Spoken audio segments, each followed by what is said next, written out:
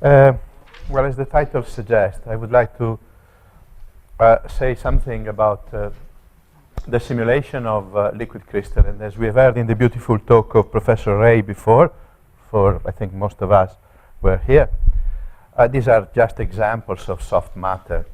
And from my point of view, what makes fascinating this system, soft matter, is that differently from crystals, for example, the intermolecular, interparticle interaction, if you deal with colloids, are very often of the order of kT, which at ordinary room temperature is 0.6 kilocalorie per mole, since I use chemist units. And this means that we can actually tune the molecular organization by, for example, changing the temperature or applying an external field or doing other things that actually allow us to control, to some extent, this organization.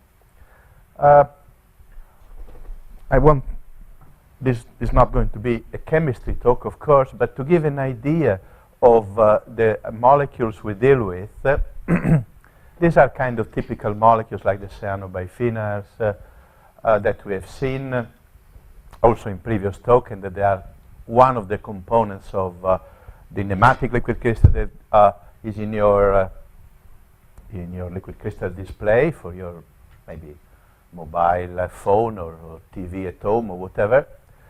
But there are other applications, of course, other categories of application, and one I will be mentioning is the application of the liquid crystalline molecular organization in organic electronics, where basically you try to replace, say, silicon semiconductor, for example, with organic semiconductor. And certainly Cambridge here is one of the most important sites in the world for doing that.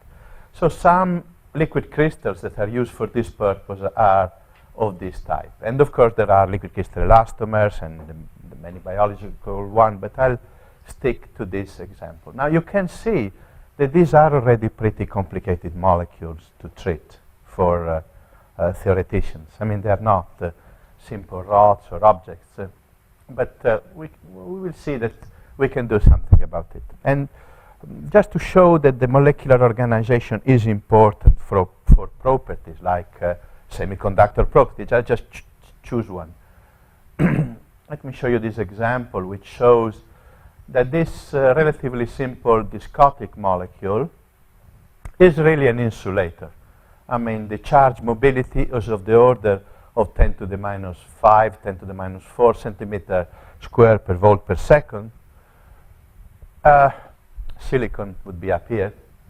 But then, as you cool it down from the isotropic, and it goes to an ordered molecular organization, so that, for example, this pi orbital get close to each other, about 3.5 angstrom in a column, the mobility goes up. And if you go to this ordered columnar phase, it goes up again. And the crystal actually is higher. So you could say, why not use the crystal? And the reason, of course, is that liquid crystals are still fluid. So if you do something bad to your column and they slip, like ours could do, then they can self-mend. They are self-annealing material. And of course, one of the limiting factors in mobility, for example, in normal molecular crystal semiconductor is grain boundaries, the fact that you have defects across which the mobility drops down. So that's showing the dependence on molecular organization. And this is a more recent example, phthalocyanine, which is a very popular family of molecules. And this shows actually very good mobility, both for holes, vacancies, and for electrons along the column.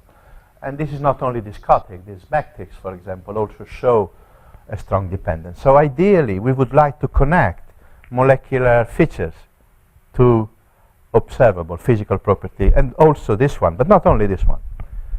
The connection comes in this particular family of examples through, for example, the dependence of the electronic coupling integrals from the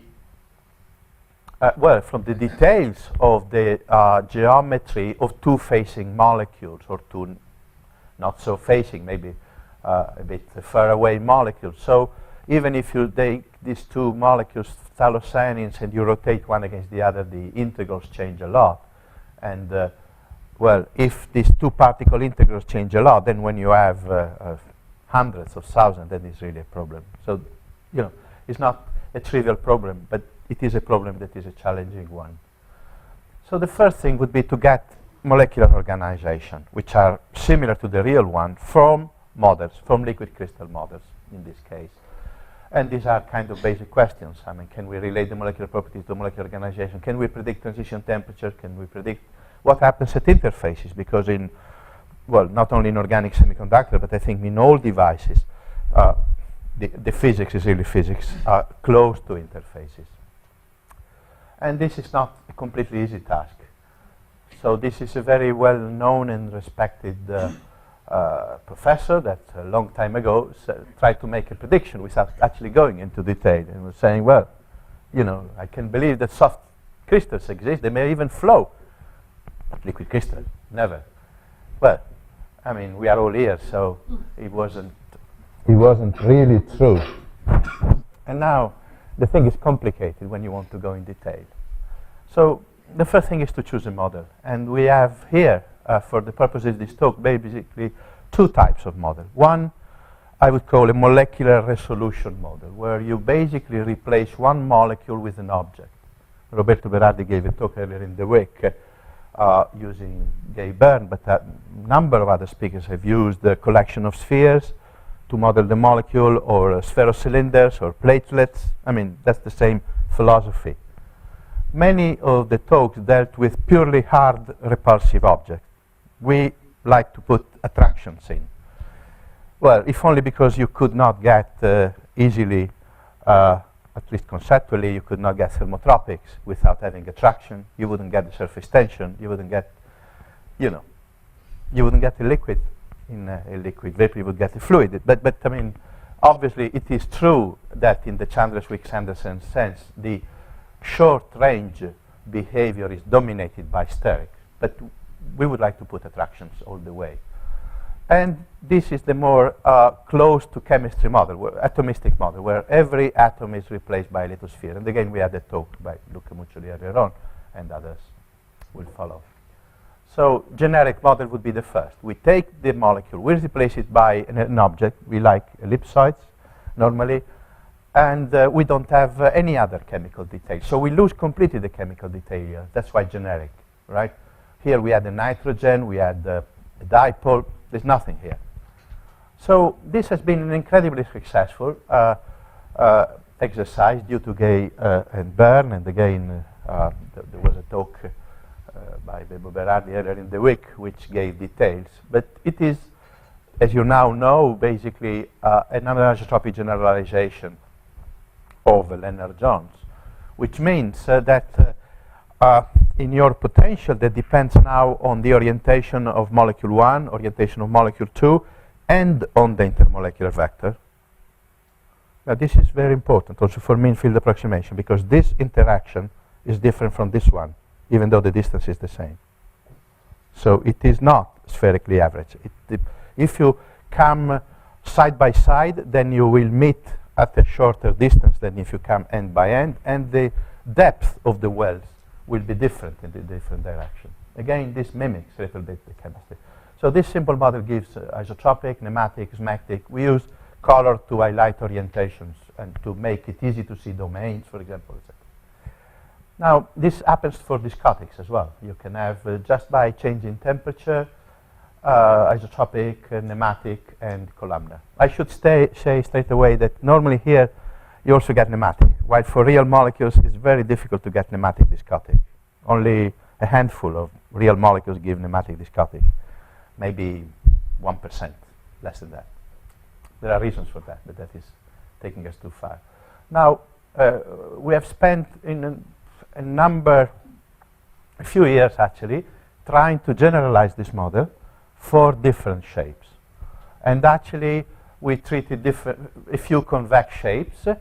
I'll show you some example. Basically replacing, I'll show a couple of examples that came out in the previous meeting that we are just contiguous to. Biaxial and balls. And the basic idea is really very simple, is to replace the simple soft contact distance that you get basically from the overlap of two Gaussian 3D Gaussians with a general function. And actually, why not with the contact distance, similar to the one that you would use with hard particle theories. And if you have this contact distance as a function of orientation of molecule 1, molecule 2, and omega r of the orientation of the intermolecular vector, then this, of course, should be invariant for the overall rotation of space, right? Because if you, the energy is not going to change, of course, if you just change your lap frame altogether. So this function can be expanded in a basis set of orthogonal functions that are already being symmetrized for SO3.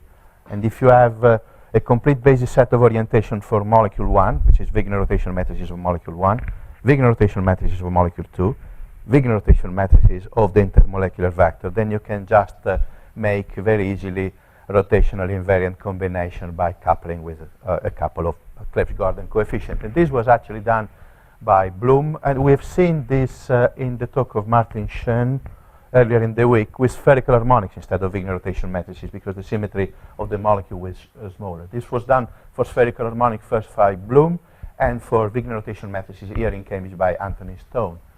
And that's why we use S. So this function will be well defined, and we can expand our contact function. Actually, for ellipsoid, we don't even need to do that. We can still use 3D Gaussians. So let me make a couple of examples of this generic model for shapes that are not uniaxial. So these are biaxial ellipsoid. And in our hands, we heard a lot about the existence of biaxial this week. In our hands, one key trick to get biaxial nematic is not so much to beat the uniaxial, but to beat the formation of smectics or crystals.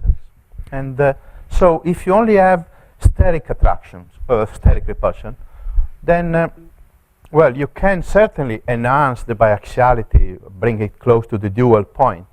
But then what we will have is you enhance this type of interaction, face-to-face, which is fine to get biaxiality, but also it's fine to get a smectic or a crystal. So if your now face-to-face is favored, then you know, the crystal, the smectic will be favored, and you don't get the biaxial nematic that you want. So one way is to disfavor this face-to-face by having a number of centers along here, and then allow for also an easy sliding. The other is what we suggest here, is to enhance side-by-side lateral interaction. And so if you see the potential curve for two molecules approaching side-by-side or face-to-face, then we enhance. We can actually define a biaxiality of shape, which is the one we heard.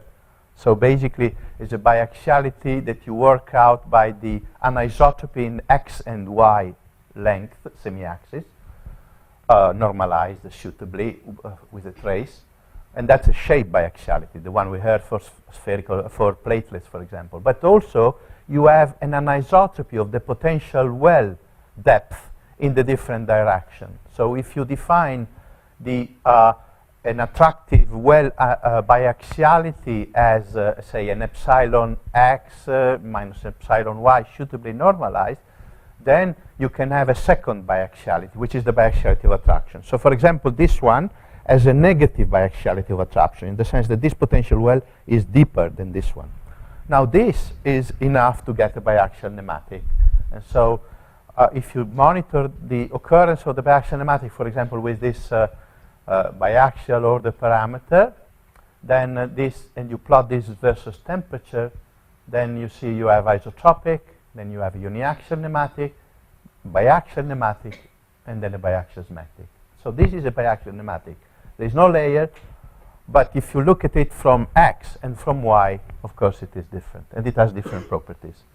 And one of the reasons why it is searched so persistently is that we have shown also with simulation that the switching of the short axis is actually at least an order of magnitude faster than the switching of the long axis. So you could, in principle, build faster displays. Our Bolic molecules were presented by Mariolane, Dijkstra, with purely hard, but you can have also Bolic molecules with attraction. So you can determine, we determine numerically the contact distance of these two balls, and then we expand this in invariance. Now to get the precise reproduction of the shape, we use quite a lot, maybe 40 or something. But you know, if you're not so fussy about exactly getting that shape, and you want something that has the correct symmetry, only a handful of invariants will be enough. And you could actually then build a phase diagram. So for example, this is a small system. What we wanted to do really was not so much doing the mathematical exercise, but to see if we could get polar columns. Because synthetically, Tim Schwager, for example, in the state, has shown that if you have vanadiles, vanadile here, oxygen here, and is a pyramid, then these molecules are like little cones, if you like, and they have a dipole here. Now, if you make a columnar hexagonal structure of this polar column, then by symmetry, this has to be ferroelectric, because there is a one odd one. You cannot pair them. So the key point is, can we get the polar columns? And we were very optimistic, but it's not quite so simple. So you see, this is a disorder array. Then you cool down. Yes, you get columns. But you see, as soon as you form a stack, then you may easily get a defect here, which accommodates very neatly, and then you get the column forming the other way around. And this happens also with bigger systems. This is already 32,000 particles, and you can see the little columns here. And experimentally also, it did not work. But now, the trouble is that in many cases, to calculate properties like the one I mentioned before, for example, properties of interest in organic electronics, and there are basically three types of applications in organic electronics, at least with the one we're familiar. One is organic semiconductor, for example, for organic field effect transistor. The other is for organic light-emitting diodes. I mean, molecules that, for example, you have in this display. I'm sorry to say, this is not a liquid crystal display. This is an AMOLED. So this is actually organic light-emitting diode. But your iPad, or most of the would be still liquid crystal display and will be for a long time. So the second application was OLED. And the third is organic photovoltaic. In other words, to have organic solar cells where you have organics rather than silicon. All of these basically are connected to getting molecular organization right, but also detailed. And I want to show an example. Now I'm using atomistic here, and I want to show an example why you need details. So details are not necessarily relevant. So this is a work we did recently with Luke and in collaboration with Bath University and Mons University. And so these molecules here, they look horrible, I know, but they were prepared in the group of Klaus Müller, like very many others, and they are liquid crystalline. They form liquid crystal molecule. They have a smectic phase, and they can be the molecular organization can be approximately simulated with a small atomistic simulation, but rather heavy nevertheless. So typically you get first an internal force field doing quantum mechanical calculation for the molecule, and then you use this together with available set of parameters for the molecular interaction. The collection of molecular atom-atom interactions that you use is called the force field in just the jargon. And if you do that, you can basically reproduce the experimental molecular organization. You have to validate your results because you always get numbers from simulation. So we validate against X-rays, and we also obtain things that had not been obtained experimentally, like details of the order parameter for orientation and position. And okay, now you have got molecular organization, and in this particular case, this molecule is interested because of its ability to actually transfer an exciton. So you send the photon in, the molecule gets excited, and then this excitation propagates a long way. And you want it to propagate, as far as possible. Now, the simplest way you propagate interaction is by a resonance mechanism, Foster mechanism, which is a dipole-dipole mechanism. This probability of jumping from a donor to an acceptor is connected to two basic quantities. One is a quantity which is like the square of a dipole interaction, even though these are transfer dipoles, not which depends on distance between the molecules, or even between the parts of the molecule and their orientation. And the other, it depends on the actual overlap between the emission spectrum of one donor molecule and the absorption spectrum of the other one. So the molecule have to communicate. So one has to, these two spectra have to overlap as much as possible, right? Otherwise you emit, but the other one does not receive, even though the geometry is ideal. So theoretically, you can now calculate from the molecular dynamic, molecular organization, you can calculate these quantities. And by quantum mechanics, also you can calculate the overlap spectrum. So now you are in a position to actually calculate the hopping, the jumping rate. Now, naively, one would say that if you disorder your system, the molecular organization becomes less suitable for this propagation, and you should get a poorer propagation, right? And it is true in a sense, because if you look at this, transfer integral is actually decreases with temperature. On the other hand, the overlap between the spectra increases with temperature. So miraculously, in a kind of miraculous way, they compensate. So we can actually calculate not only this estimate of how things should go, but we can actually calculate the propagation length of this excited molecule by assuming that propagation occurs through a Markov process, a bit like the stochastic equation that we heard today, where you have, like in every Markov process, you have a transition matrix, and this transition matrix defines the probability of jumping from one side to the other, but the transition matrix element we have obtained. Where is K? We have obtained now, we have them, so we can just do a simulation of the propagation until the molecules that propagate are still alive, because they compete also with, of course, with decay of the excited state down. And what you get is a length of propagation, a diffusion length is called, even though what diffuses is an exciton and not a molecule, which is, first of all, pretty large, like in reality. 60 nanometers is quite large, very large, but also constant with temperature. Now, you see, this is constant with temperature, so you say nothing happens, but actually it's not true. A lot happens, and to get this constancy in temperature, you have to allow for the details, because one thing goes up and the other comes down. So if you only allow for disorder, it would go down, contrary to reality, you see. So the point is, this is very complicated to do. Can we do something with coarse graining the molecular organization, to get something relevant in this field also? So recently, and once again, if you just have disks, for example, let's take a discotic example, like the triphenylene that gives nice column, and they're also the ones that give that change in mobility that I showed at the very beginning. Now, if I just model the molecule as disks,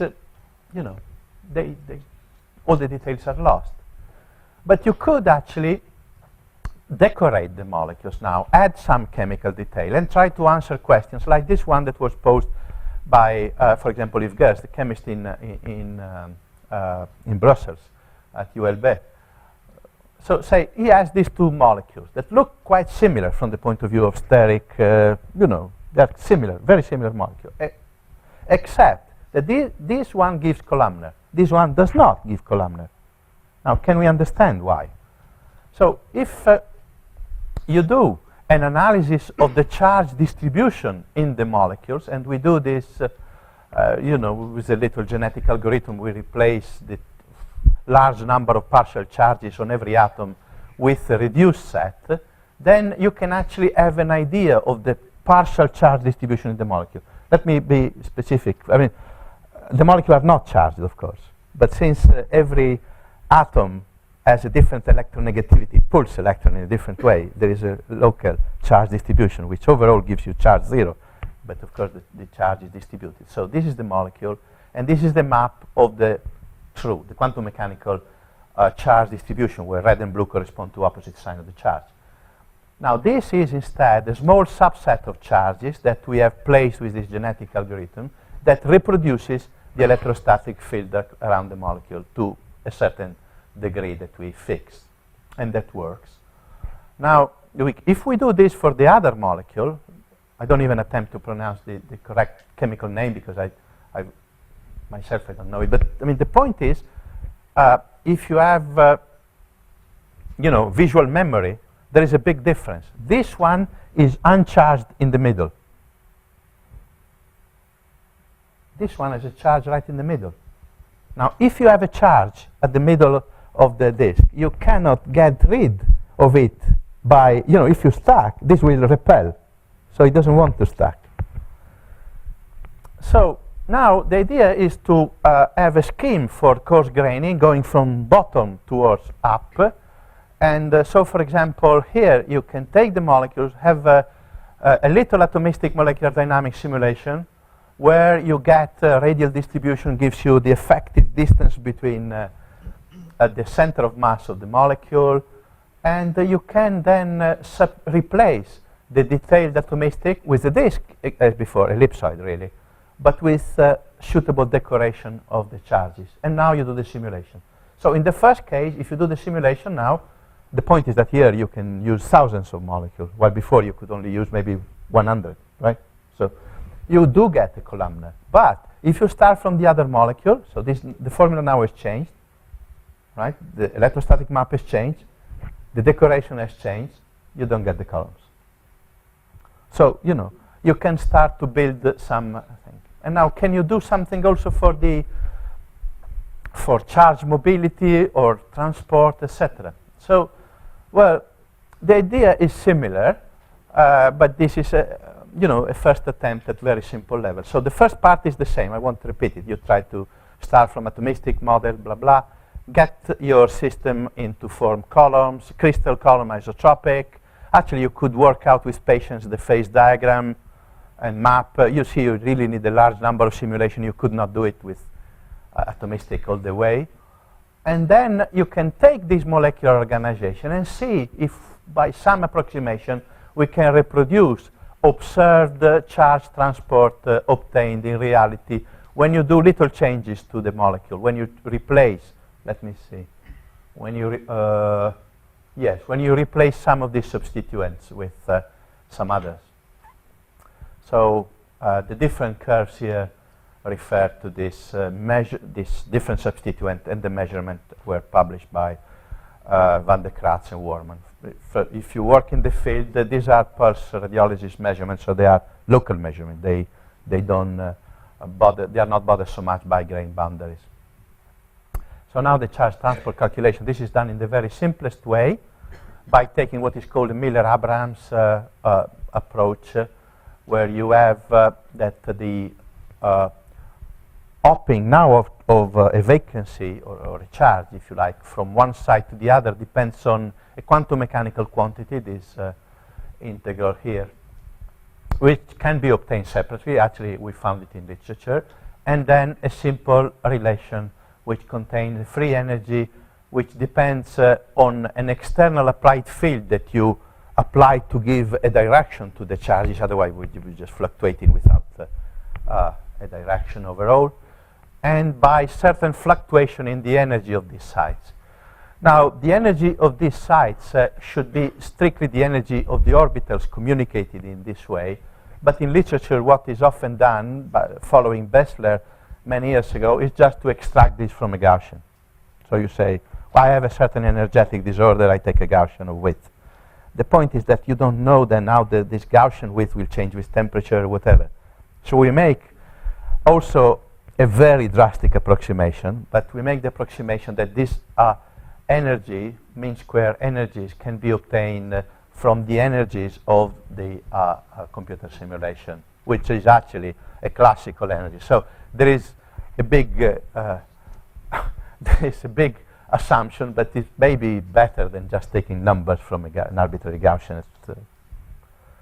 So if you take the transfer integral from literature, they exist, they are known, and they are for different molecules. I'll be quick here because I want to. And then again, you have a master equation for the hopping. In this case, we solve the master equation rather than with the Monte Carlo method as before with a simple alternative method, but it doesn't really matter.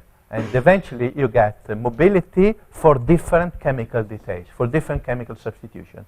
And to cut a long story short, you basically reproduce what happens in reality. That is, a big change of mobility. You see, this is kind of log scale. Big change of mobility when you change the chemical substituent, and this is reproduced. A change at the transitions, but then a kind of continuous and even rather flat change within a phase. And I don't think you can get a huge amount more. But this is fast, so this we hope will be able to simulate maybe in the next couple of years, actually a device. We would like to simulate a device. And, well, all the way bottom up. So this is just summarizing what I just said. And now, in the last 5 minutes or so, maybe a little, I would like to quickly walk you through again, something that has been discussed along here, anchoring properties, anchoring energy, and basically we would like to obtain, or try to obtain, at atomistic level, estimate for what happens when you have a liquid crystal near to an interface. Right? We know that empirically you have this Rapini-Popular equation that has been mentioned many times, but I would like to know, if I take say 5Cb, cyanobiphenyl, that was described in the talk a couple of days ago by Luca. And it's a very popular molecule studied experimentally by hundreds of experimentalists and by tens of theoreticians at least. We already know that we can reproduce with a force field. We use, of course, the force field we have developed. We can get, we can get the transition temperature from our model within 5 degrees from reality, which I think is, can be improved, of course, but will take a little bit, maybe. And as we have seen, we can also reproduce layer spacing in HCB and whatever. So we take this, and now we ask the simple question. If I take 5Cb and I put it on silicon, or I put it on glass, what will be the orientation? So let's, this is the first case that we did, is we did it on silicon. And to have a clean, simple surface, this is hydrogen-terminated silicon. Okay, I'll spare you the detail. This is published. If someone is interested, we can talk about it. But this is atomistic. The only thing is this is united atoms. So the hydrogen are melted into the carbon. So you can see immediately that in this film, which is already a film comparable to experiment, because we have 2 films of thickness 10 or 20 nanometers, right? This is a couple of thousand molecules here. Then you can see immediately that you go from planar to homeotropic at the vacuum interface. We can get the order parameter across. So very quickly, since we don't have a lot of time, there are here 2 sets of curves for the 2 film thicknesses. So that's the thinner film stops here, and the longer film stops here. These are angstroms. And there are 2 temperatures, one in the nematic and one in the isotropic. You can see, I think, some interesting effects. Here, the crystalline silicon surface enhances order with respect to the bulk, first. And this is in agreement with experiments for other surfaces. Second, the order at the very surface, the overlayer, say, does not really depend on temperature very much. I mean, they're all there. Then the order decays, and the decay, this correlation length, if you like, is of the order of 5 nanometers or so.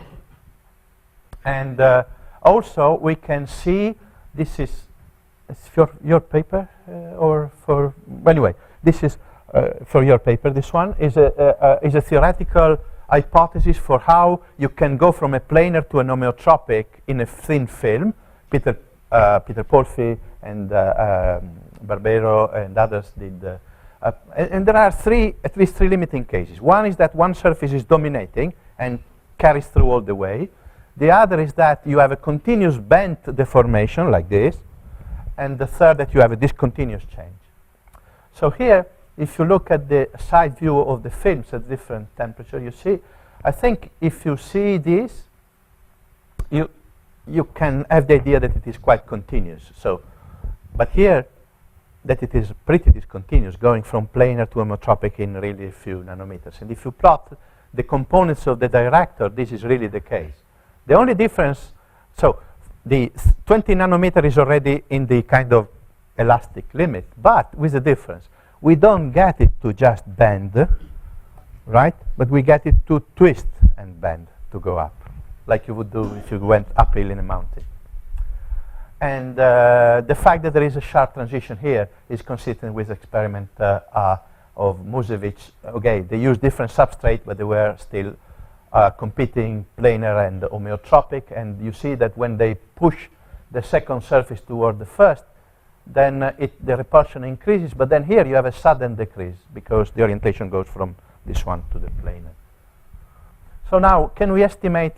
So the anchoring is planar, but can we give a number for the anchoring? What we have done is, again, totally microscopic. So we worked out an histogram of the probability distribution of finding a molecule at a certain position, at a certain orientation, starting from the surface. And then we have inverted this in a kind of Boltzmann inversion, and we got a potential, an effective potential acting on a molecule, and then of course we fitted this to Legendre polynomials to get a Rapini-like. And if we do that, the surprise is that the anchoring, if we call this anchoring energy, this is actually much bigger than what is normally used and what we heard also in other talks of Professor De Pablo at use. So this is much bigger than is often found in experiment, but experiment often actually probe the surface, not at the very first layer, but on a range of distances that depends on the experimental technique. And you can see here that if you start from this 10 millijoule per square meter here at the very surface, and you go down, you go just 5 nanometers away, this has dropped, you know, a couple of orders of magnitude even. So if to compare, really, we would have to go to very close to surface experiment. And there was this recent experiment by Rutz and Zappone, published in Langmuir last year, where they had a surface force apparatus a la Israelashvili, and they found that their anchoring, to explain their result, their anchoring strength had to be much bigger than 0.2 millijoule per square meter, so totally in the range of what we measure. So we think that possibly there is a problem of just defining exactly what type of anchoring energy. So I'll just very quickly, in a minute, I'll... We started a bit late, so you can carry on for a bit. Oh, thank you. Very unwise of you to say so. But I'll try not to take advantage of that. So these are recent results that I would like to share, where we asked a slightly different question. Now, suppose that instead of silicon, we have silica, glass, SiO2, right? Now, silica, of course, can be experienced in very many polymorphic forms. We can have quartz, and you can have quartz of different types. This is cristobalite, for example, which is a kind of cubic, or you have the common, nice, beautiful quartz mineral. This is cristobalite quartz, so it's a nice structure. But then you can have glass, right, like this window glass, which is an amorphous form of silica. So our question is, if we redo the experiment with silica, are the results different from silicon? But then, given the same chemical structure, SiO2, are the results for anchoring different if we add some roughness, right? So if we add physical. So first of all, we prepare the cristobalite, and then we add some roughness. The way we add roughness is to take away silica tetrahedra. Of course, we check that the potential reproduces the pair distribution, blah, blah, of silica. So this is quite reasonable silica. And there is a lot of literature on silica. So that's, then we have to define roughness. And we use a rolling sphere algorithm to define roughness. So basically, you roll a little sphere of about 1 angstrom on your surface, and then you define the root mean square elevation from the mean, the deviation from the mean. And we take mean square deviation, which may seem very, very small. Our root mean square deviation, we define 2 silica surfaces. One is root mean square roughness of 1.5 angstrom, and the other of about 3 angstrom. So you could say this is very small. It is.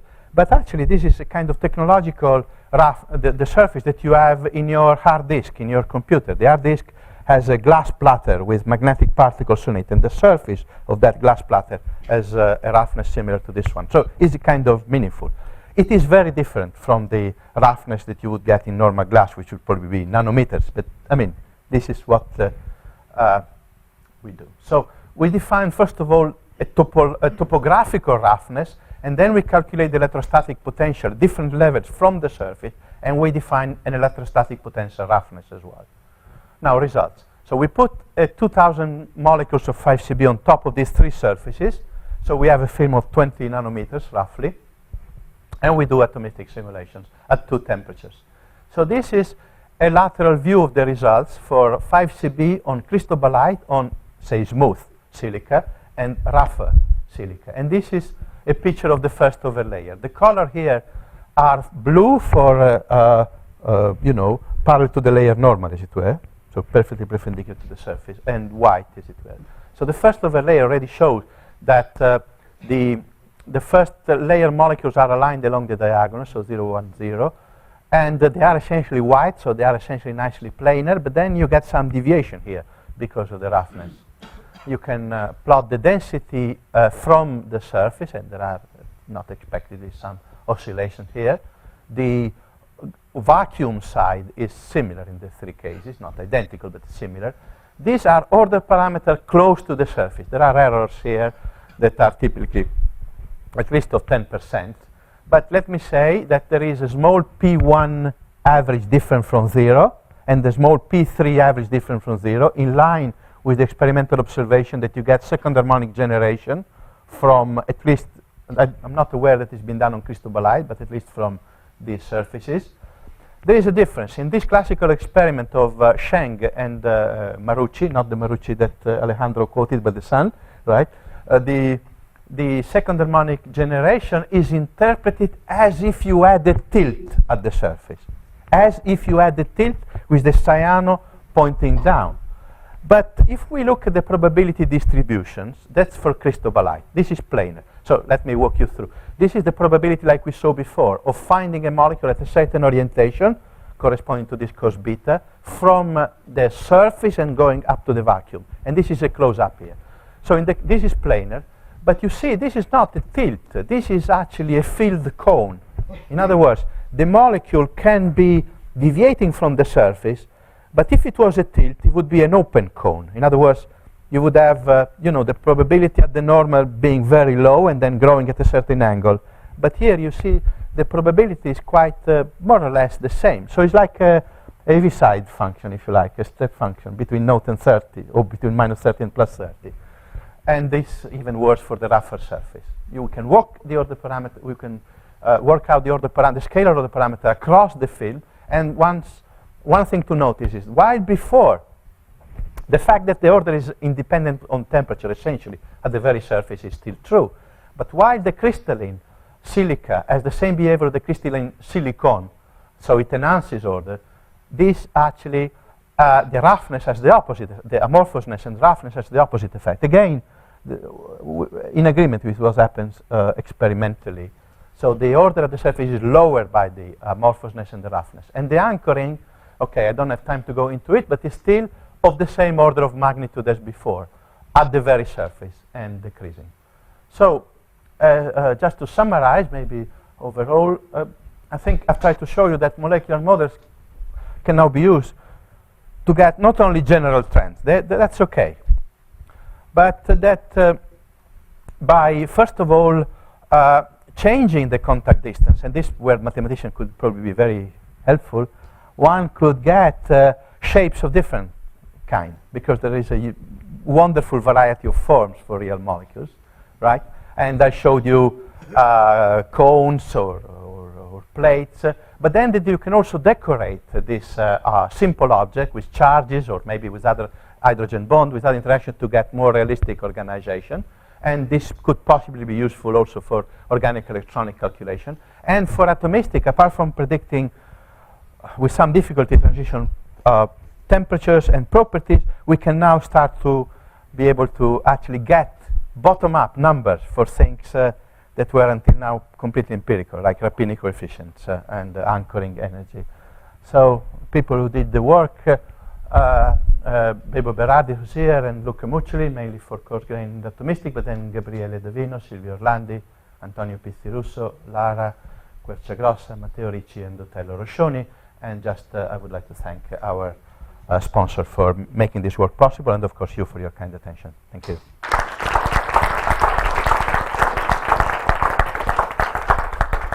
Thank you very much, Claudio. That was excellent. We have time for a few questions. Anyone questions? Mark at the back.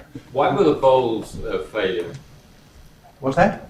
You said that the bowls were a failure. They didn't produce the ferroelectric phase you hoped for. No. What was the reason? Were they actually carrying dipoles? Were they long-range electrostatic? This is actually without the dipoles. Right. If we put the dipole, more dipole, the picture does not change. So it's not a fact. The fact is, if I can quickly find the slide, I think I have one that I did not show that makes this quite clear, that you can actually easily build a defect where a column is started in the anti-parallel direction. Yeah. Easily. Here. Ah. You see? So it's like, after all, you know from piles that in one dimension you cannot have really an infinite or truly long range order, and the column is nearly one dimension, so you get an error. When you get an error, this makes actually the neighbors quite happy because they can fit neatly. Yeah. No, I see. Yeah. Thank you very much. Mark Wilson this time. I think you had the question. Forgive me, Claudio, for a technical question. So you've got your 5CB on silicon or silicon oxide surfaces and things, but it's normally really hard to get good potentials between organic bits and inorganic bits. Yeah. So I'm wondering, how did you get your potentials for that situation? And, are they reliable in terms of predicting these nice things like the anchoring energies and all sorts of things? Yeah, we think so. First of all, we have three parts. One is the silica, one is the 5CB, and the other is the interaction. So the first two are quite okay. So the silica potential that we use has been used by, is by Kruth, etc. And it's a potential that actually is able to reproduce also contact angle and wetting property of the silica, so it's quite reasonable. The 5CB we've validated ourselves. And for the interaction, we took kind of normal, reasonable rules. And certainly, what we can say is that the planar anchoring is found also in reality, but also for rough surfaces, there were experiments from Kent, actually, that showed a strange behavior as usual predicted by Dejean, that if you have a rough silica surface, then the first molecule are nearly homeotropic, but then very quickly you reestablish planar anchoring. And that again is similar to what we get. Now, if we cannot validate the number for the anchoring energy because, as I mentioned before, the experiment actually probed different regions away from the surface. But the more recent experiment that probed very close to the surface, even though the chemistry of the surface is slightly different, are giving order of magnitudes that are in the millijoule per square meter, similar to what we get. So we're sticking our neck out, if you like, for this part of the calculation. Okay. Thank you very much again.